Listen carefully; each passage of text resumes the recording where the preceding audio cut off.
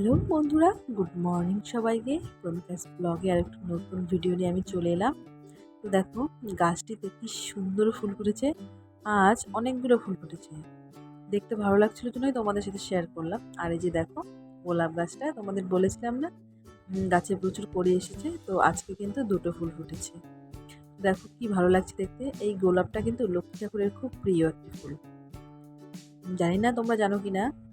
তারপর চলো, এই যে রান্নাঘরে আমি এদিকে ভাত বসিয়ে দিয়েছি, আর এদিকে লাল চাটাও হয়ে গেছে প্রায়। তো চাটা খেয়ে নিই। চাটা খেয়ে নিয়ে এই দেখো, তোমাদের একটা জিনিস দেখাচ্ছি। এই যে বিয়ের পর আমরা ফার্স্ট কিন্তু দীঘায় গিয়েছিলাম, তো সেটারই ছবি এটা। তো ব্যাস সেটাই বলার ছিল। যাই হোক, চলো রান্নাঘরে। তো আজ একটু আলুর দম করবো। তো দেখো, আলুগুলো সিদ্ধ করে নিয়েছি, আর এদিকে দেখো মশলাটা আদা, কাঁচা লঙ্কা, 5টার মতন আমি কাজু বাদাম দিয়েছি, আর পোস্ত, টমেটো, এগুলোই আর কি। ও ধনে গুঁড়ো, জিরে গুঁড়োটাও দেওয়া হচ্ছে। ব্যাস ওটা পেস্ট করে এই যে দেখো, আমি কড়াইটা কিন্তু গরম করে ফেলেছি, আর এই যে সর্ষের তেল দিয়ে দিচ্ছি। তো আজকে যেহেতু নিরামিষ, মঙ্গলবার, এছাড়াও আজকে কিন্তু বিশ্বকর্মা পুজো। তো রান্না বান্না সেরে আবার বিকেলের পরে, মানে সন্ধ্যার পরে আমরা একটু আবার একটা দিদির বাড়ি যাব, সেখানে পুজো আছে। তো ভাবছি তোমাদেরও সাথে নিয়ে যাব, তোমাদেরও দেখাবো। তো দেখো, আমি আলুগুলো কিন্তু ভালো করে ভেজে নেব। তো আলুটা যেহেতু সেদ্ধ করে নিয়েছি, তাও কিন্তু সুন্দর লাল লাল করে ভেজে নিতে হবে, তাহলে কিন্তু ভালো টেস্ট আসবে। তো আজ ভালোই অনেক জায়গায় কিন্তু বিশ্বকর্মা পুজো হচ্ছে। আমাদের শিলিগুড়ি মার্কেটে তো অনেক অনেক জায়গায় বিশ্বকর্মা পূজা হয়, তো গেলে কিন্তু অবশ্যই প্রসাদ পাওয়া যায়। তো দেখো, আমি হলুদটা আর একটু লবণ দিয়ে দেবো, যাতে আলুর ভেতরে লবণটা ঢোকে। তো এটা ভালো করে আমি আগে লাল লাল করে ভেজে নেব। তো যেহেতু আমার ননাসরা আছে বাড়িতে, তো দিদির সাথেই বিকেলের পরে আর কি যাব ওই দিদিটার বাড়িতে প্রসাদ খেতে। তো দেখো বন্ধুরা, আলুটা কিন্তু খুব সুন্দর ভাজা হয়ে গেছে। তো আলুটা কিন্তু আমি নামিয়ে নেবো এবার। তো আলুটা নামা হয়ে গেলে এইদিকে আমি কড়াইয়ে তেজপাতা, শুকনো লঙ্কা আর গোটা জিরে ফোড়নে দিয়ে দেবো। তো নিরামিষ আলুর দম কিন্তু বন্ধুরা বেশ ভালো লাগেই খেতে। এটা কিন্তু ফ্রাইড রাইস বা পোলাওয়ের সাথেও কিন্তু খুব ভালো লাগে খেতে, যদিও আমরা ভাত দিয়ে খাবো। এই যে দেখো, আমি আর একটু গরম মশলা দিয়েছিলাম। গরম মশলা বেশি আমি দেইনি, একটা এলাচ আর কয়েকটা গোলমরিচ দিয়েছিলাম। তারপর আমি টমেটো আর কাঁচা লঙ্কাগুলো দিয়ে দেবো তেলেতেই। ব্যাস এটা হালকা একটু নাড়াচাড়া হয়ে গেলেই আমি সেই যে পেস্ট করে রেখেছিলাম যে মশলাটা, সেটা দিয়ে দেব।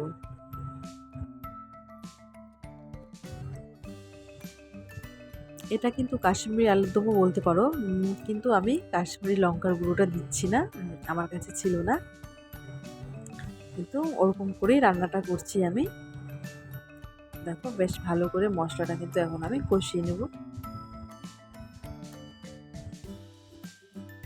ভেবেছিলাম আজকে দুপুরের দিকে একটু যাব ঘুরতে, বিশ্বকর্মা পুজো দেখতে, পরে আর ভালো লাগলো না, ভাবলাম থাক, যাবো না, বিকেলবেলা একবারে ওই দিদিটার বাড়িতেই যাব প্রসাদ খেতে। তাই আর যাওয়া হলো না। এই যে দেখো বন্ধুরা, আমি লবণ আর হলুদটা কিন্তু দিয়ে দিলাম পরিমাপ মতো। ব্যাস সুন্দর করে এটাকে আবার কষিয়ে নেব যতক্ষণ না উপরে তেল ভেসে আসছে। তো এটাকে ভালো করে আমি কষিয়ে নিচ্ছি।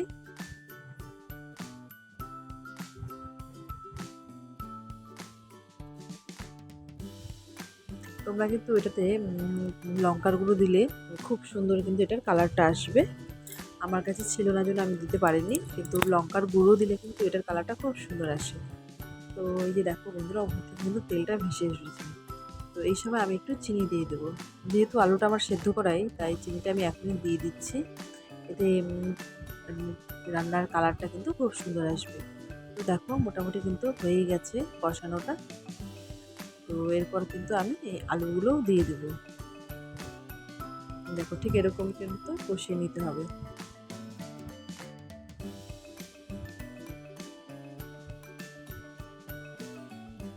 আজকে রান্না করতে করতে অনেকটাই দেরি হয়ে গেছে, বলতে গেলে আজকে রান্নাতে অনেক টাইম লেগে গেছিলো।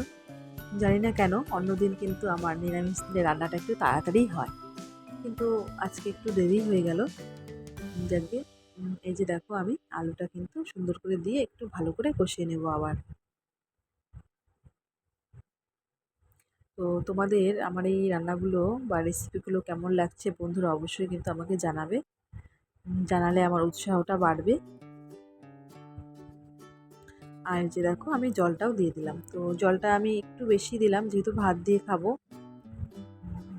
তো এই যে দেখো জলটা দিয়ে দিচ্ছি, এটা অবশ্যই একটু শুকাবে, একটু শুকিয়ে নেব। এটা জাস্ট একটু গ্রেভি গ্রেভি থাকবে, একটু বেশি মানে অত গ্রেভি রাখছি না, একটু পাতলা রাখবো যেহেতু ভাত দিয়ে খাওয়া হবে।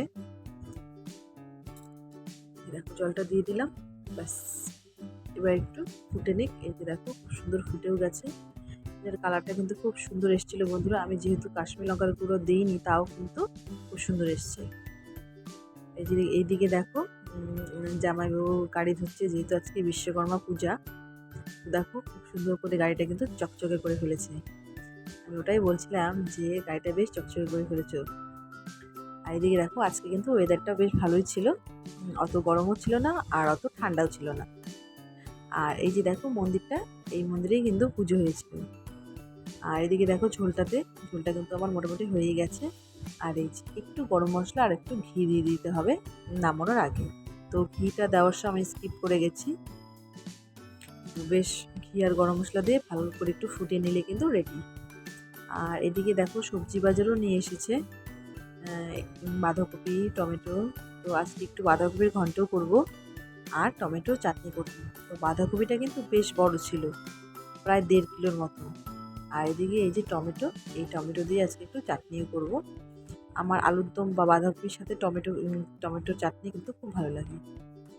আর এই দিকে দেখো এই যে আমার ছেলে আর ভাগনা পিছনের মানে আমার ছেলের পিছনের গাড়ি ধোয়া দেখে ও ওর গাড়িগুলো ধুচ্ছে, বলছে আমিও গাড়ি ধুবো। তাই দেখো দেখাচ্ছি তোমাদের যে বাচ্চারা আবার কি বলছে, ওর গাড়িও ধোয়ার জন্য প্রস্তুত। আর তারপর চলো এই যে দেখো বিকেলবেলা মানে বিকেলের পরে চলে এসেছিলাম প্রসাদ খেতে। তো আজকের ভিডিওটা কিন্তু আমি এখানেই শেষ করলাম বন্ধুরা। আমার এই ভিডিওটা ভালো লাগলে কিন্তু অবশ্যই লাইক, কমেন্ট এবং সাবস্ক্রাইব করে দেবে।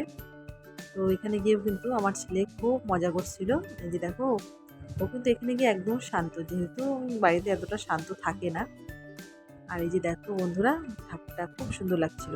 আর এইখানে গিয়ে আবার আর একটা জামাইবাবুর সাথে দেখা হয়ে গিয়েছে, এই যে। তো একটু বললাম যে হাই বলো। তো ব্যাস এখানেই ভিডিওটা শেষ করলাম। টাটা, ভালো থাকবে সবাই।